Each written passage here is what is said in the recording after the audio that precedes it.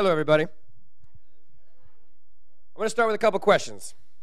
Who in this room has figured out what they're most passionate about? Raise your hands.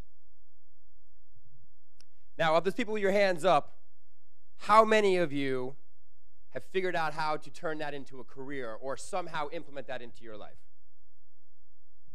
Now, how many of you have done that alone?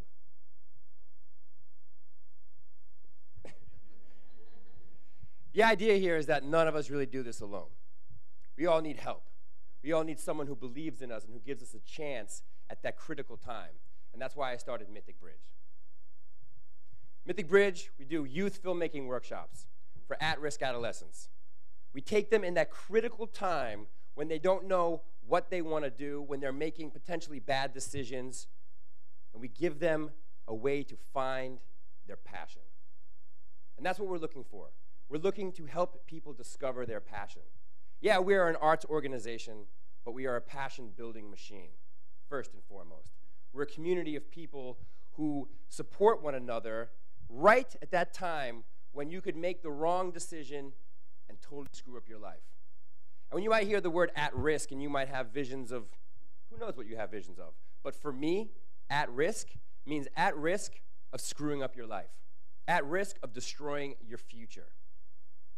Could be that you do drugs. Could be that you have social anxiety. It could be that your parents are divorcing. It could be anything. Because right there, when you're an adolescent, you don't know what's going to happen in your future. You could make the wrong decision. And a lot of times people say, oh, you're young, it doesn't matter, you can do whatever you want to. Yeah, in a way. But if you make the wrong decision, you could find yourself in jail, you could find yourself in an institution, you could find yourself pregnant, you could find yourself with AIDS, you could find yourself where? You fill in the blanks, right? I'm going to tell you guys a story about myself. You see me here now, I'm confident, I'm standing up in front of you guys. I was not like this all the time. I was a bad boy. I was a punk. I was getting in fights, I was getting arrested, I was using drugs. I was institutionalized for 6 years of my life. 6 years. I could very easily be one of those guys right now. I could very easily be just taking all my anger out on the world. I could taking out all my pain on the world. But I chose a different path, right? And the reason why is because somebody came into my life and gave me hope. They came into my life when I was just at the crux of my, like, oh, I'm just a tough guy, and I just want to be one of these manly men, and you can't make me do anything.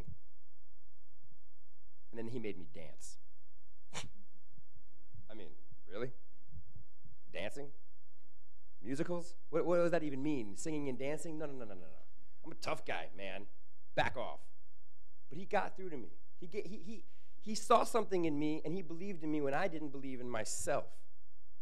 And he forced me and pushed me to do something that was outside of my comfort zone and make me a better version of myself. And then I became a dancer. I'm not a dancer today, but I was a dancer then.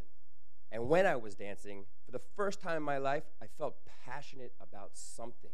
For the first time in my life, I felt that I could do something, that I could stand in front of a room of people and be who I was, and that they would appreciate that and they would love me for it. I never felt that before, ever. I thought that I was going to go down. I was going to bring the world with me. That's what I was thinking. But I discovered something else. I discovered that I had something inside of me that was good and creative and beautiful. And I used that. And my attitude changed. I stopped getting in fights. I stopped using drugs. I stopped fighting. And then I was a different person. I didn't even know this person that I was. I was raw, and I was vulnerable, and I didn't really get it, but it was nice. And people respected it, and people liked it.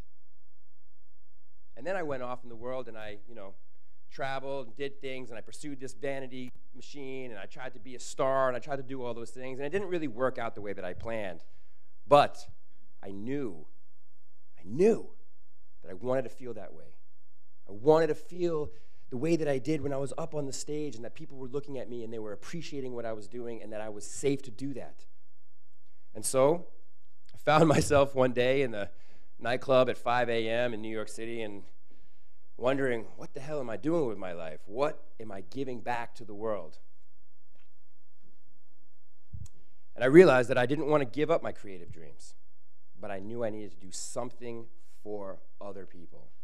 You know, I'm a Libra, so maybe it's because I have that scale thing and I'm looking for balance in the world or something, but I wanted to make sure that I had given as much as I had taken from the world.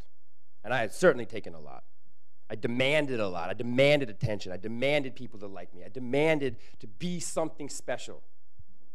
But I wasn't something special yet. I didn't do anything yet. I just wanted it. So then I created Mythic Bridge. Mythic Bridge, what we do, we take these at-risk adolescents, we take these young kids, we give them a chance. We show them things. We show them how to use cameras. We show them how to write stories. We show them how to use audio gear. We show them how to edit. We show them how to pitch. We show them how to take the ideas from in their mind, from their life, and put it on paper and mean something and do something with it. And their lives change. We got kids now going to college. We got kids now talking to their families again. We have kids now who are coming to us with script ideas, pitching us, and they say to me, I was scared before. There's one kid, he said, before I heard about Mythic Bridge, I had no idea what I wanted to do. I'm terrified. He was living with his grandmother because his parents kicked him out. And she was like, if you don't make a choice right now, you're going to have to leave. And he didn't know what to do, so he left, and so he was homeless. What's he going to do? A 17-year-old homeless in New York. Everywhere around him, they're saying, find what you got to do. Find your job. Find your future. Find this. And he's like, I don't know what I want to do. And then he found us. And we're free. We're open to everybody. That kid, he made a video. It went viral. Comedy Central bought it. Now he's got money. Now he's got a path. Now he's got something to show for it. And he's just one of the stories. I'm one of the stories. I'm sure all of us are one of the stories too. Somebody believed in us at that time when we needed it, and now here we are. And so my question that I'm leaving you with, what are you doing to empower the imagination?